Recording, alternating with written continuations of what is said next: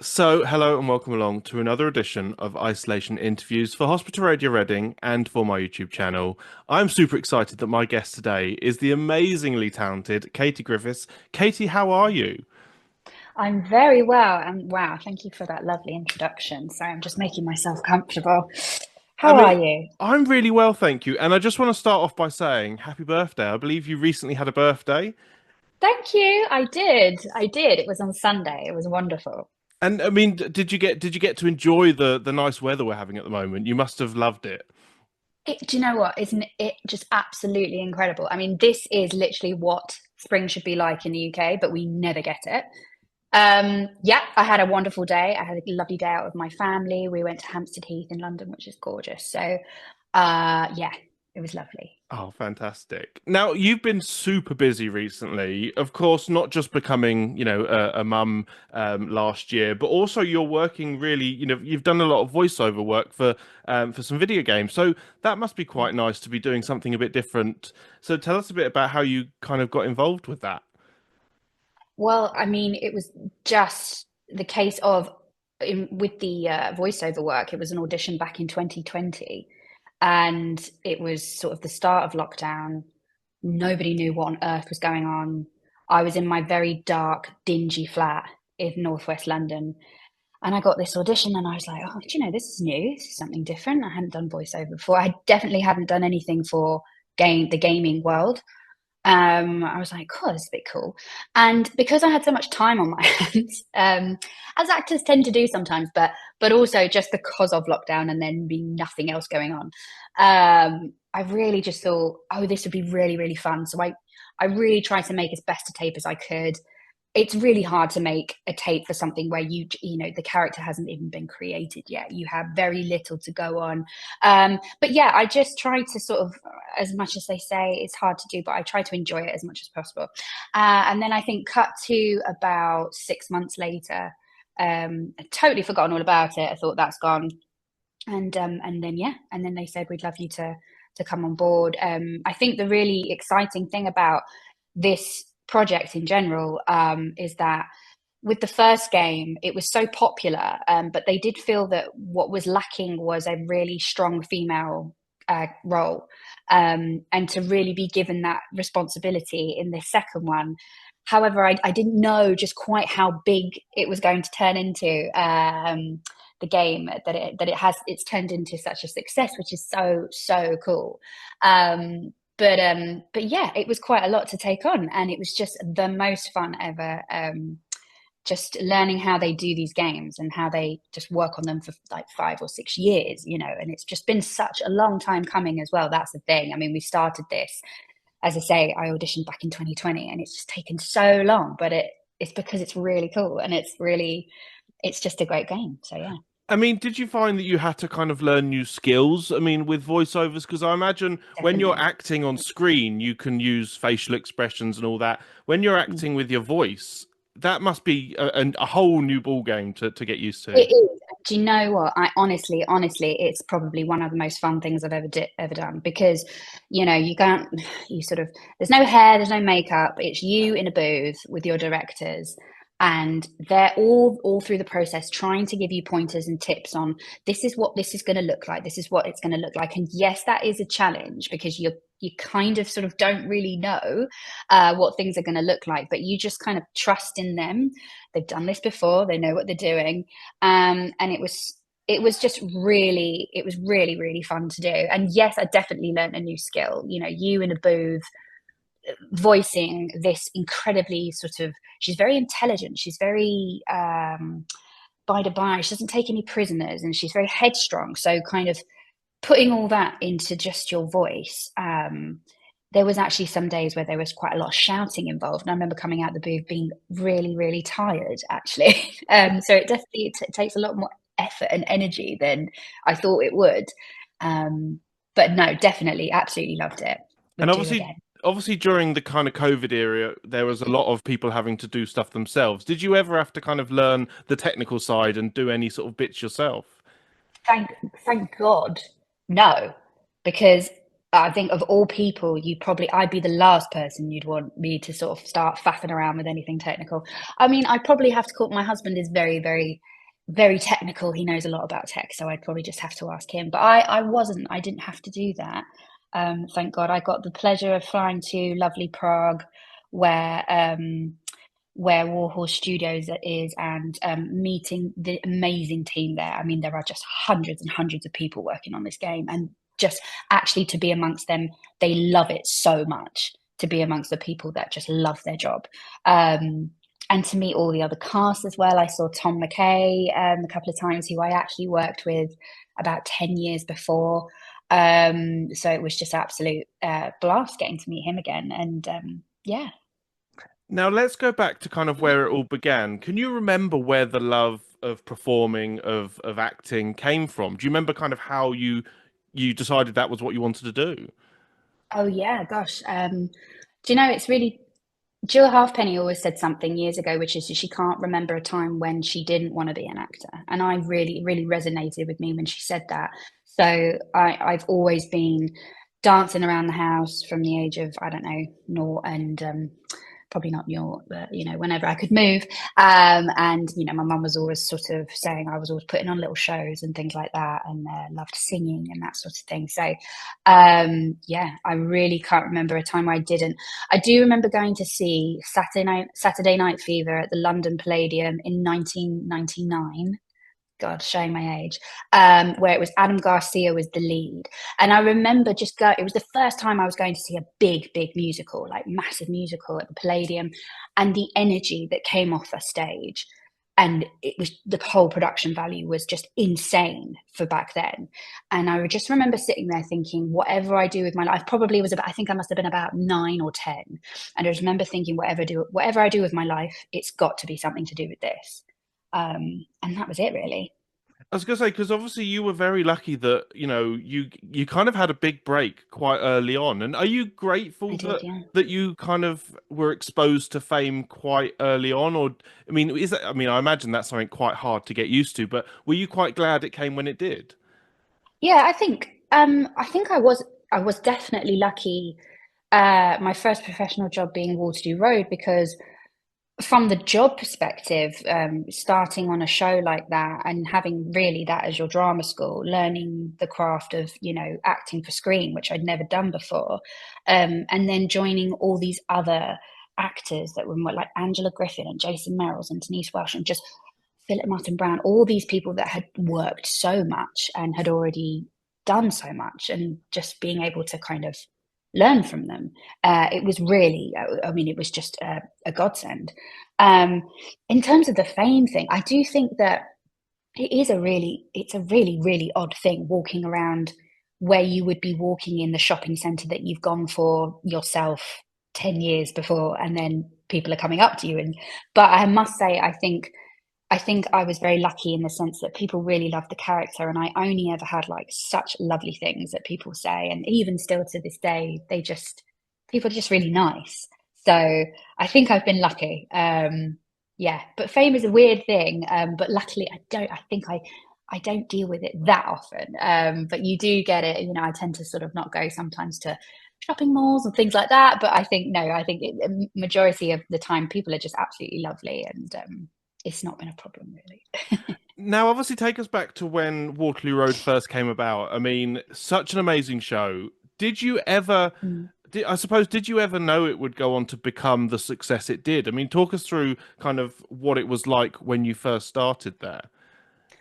I mean, gosh, it's sort of, I mean, it was, what was it, 15, 16, 16, maybe 17 years ago. So it just feels like a lifetime ago. And I mean, I literally had nothing to compare it to. So I had no idea uh, the success that it would be, and just the longevity that it would have, and how people are so fond of the show, and the reason why it came back. And so, no, I think is the answer. I think we were all sitting there going, God, I hope this is a really big success.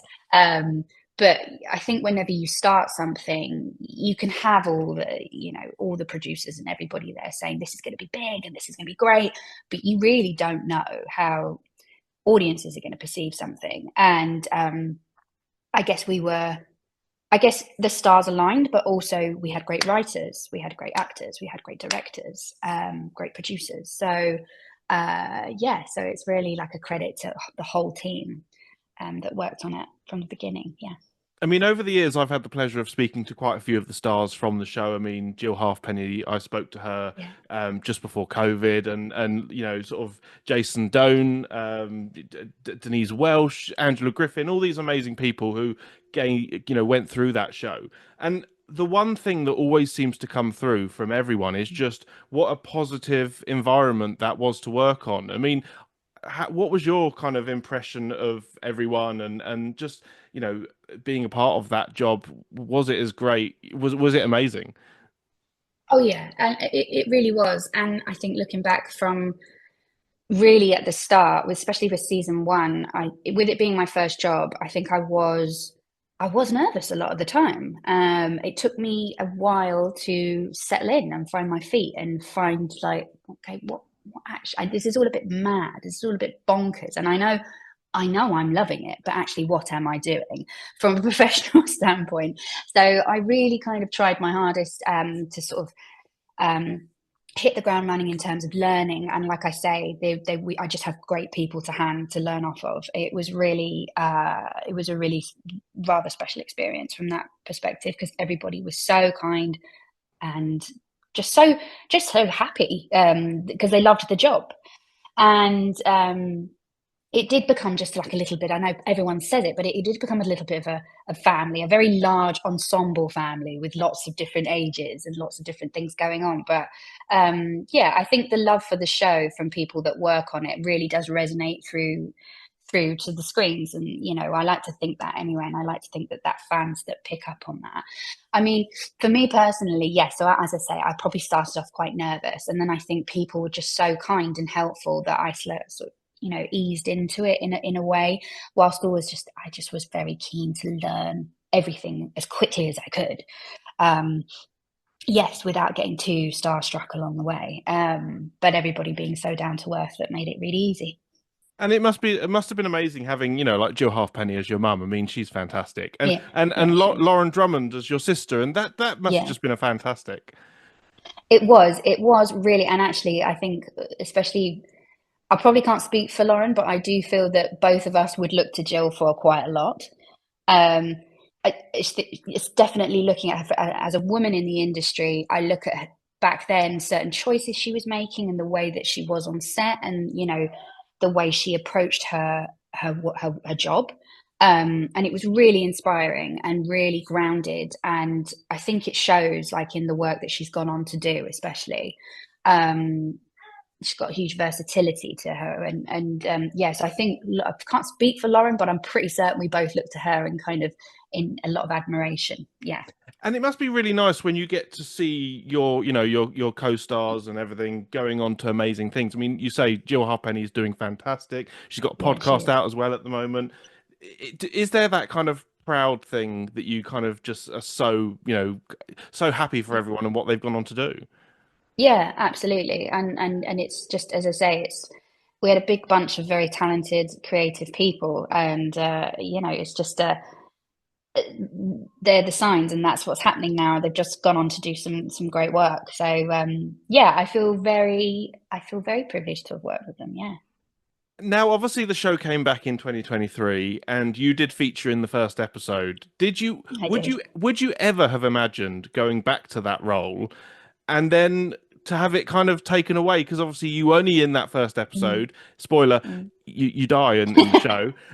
Yeah. What was that like to go back? And I mean, was it always just going to be one episode, or had you hoped for a bit longer? Or Yeah, it was a funny thing, I suppose you could say. It was I just had a call to my agent to say we're bringing the show back and we would love Katie to be a part of it. And I remember thinking, never in a million years, not for any kind of negative reason. I just thought, well, the show's finished, just didn't.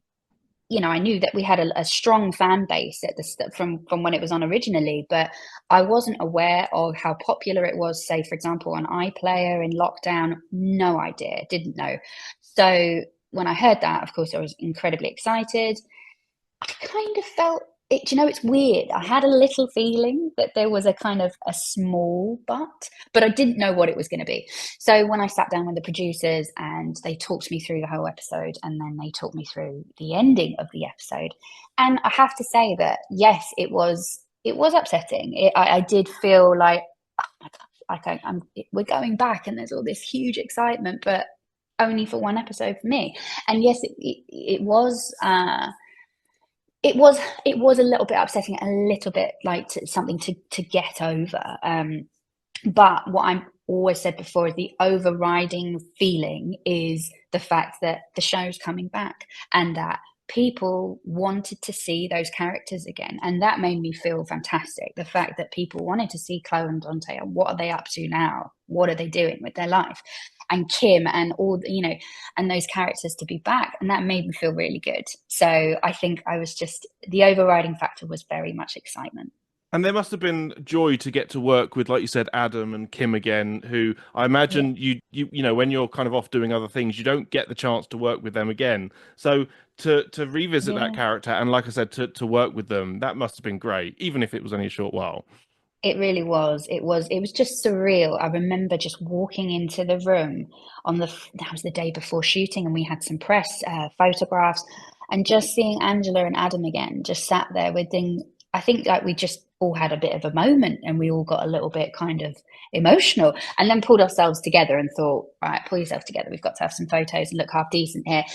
Yeah, it was a lot. We had so many, especially Adam and I, we were so young when we started, and we had so many years of our life on the show that it really is something special. So to get to go and do it all again it was great. And I mean, I had Rachel Leskovac on, who obviously was responsible for Chloe's Uh, death. She said that when she read that, she was like, "Oh, my character's days are numbered." Have you continued to watch the show, and you must? Are you loving what's going on there at the moment?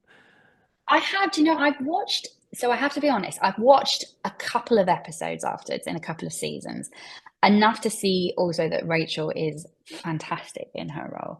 And I've heard that she's been doing great things on stage recently as well, which I would love to have seen. But yes, I have seen a couple of episodes. I feel that the show just took this natural kind of route into finding its new feet. That I feel like it's for like a different, a new, fresh audience, as well as us oldies. So I have seen one or two, yeah, but I haven't been as avid as I guess I could be. Now we are coming to the end. It's been a pleasure talking to you. Before we go, is there kind of any other sort of things you're working on at the moment? Any sort of other projects you can tell us about? Nothing in too much detail, but I'm working with a producer friend of mine on developing our own script. So it's very much at the sort of early stages now, and it's a topic that's very, very close to my heart. So yeah, I am very excited about it. And we are working on getting all the pieces to come together. So hopefully it's something that will be coming to screens within the next year to 18 months, hopefully. Oh, exciting. Now, just before we go, of course, we are broadcasting to the patients in hospital. Is there anything you would like to say, first of all, to the amazing NHS staff that do such a Mm. fantastic job, but also to any of the patients who are currently stuck in hospital at the moment? What would you like to say to them? Oh gosh. I would love to say to them that I admire their bravery without knowing them as people. Um, that they should continue to feel that bravery. And I hope that they are getting as much support as possible. And the same going for the staff, the NHS staff. We know that they don't get enough support, and that they should be getting anyway. Um, I would like to say that I hope that they have all their family and friends around them, and I wish them uh, as better as they can possibly get. Yeah. Now, I just want to say, Katie, thank you so much for giving up your time. It's been an absolute pleasure. No, Keep thank safe, you. and you're welcome back anytime. Thank you so much. Thanks, Matthew.